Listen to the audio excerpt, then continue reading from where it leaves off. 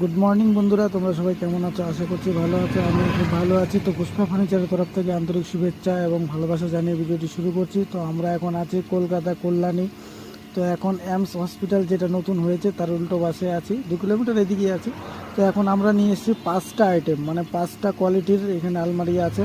তো কল্যাণী থেকে তোমরা যারা যারা দেখছো আর কমেন্টে বলছিলে যে কোনটা কোন কালার আছে আর কি কি আছে, তো এই ভিডিওর মধ্যে তোমরা 5টা কোয়ালিটি পেয়ে যাবে। 3 ডোর, 2 ডোর এবং পেন্টিং এবং নন পেন্টিং, এবারে সিম্পল এবং কালার, পাঁচটার মধ্যে 5 আইটেমের মাল আছে।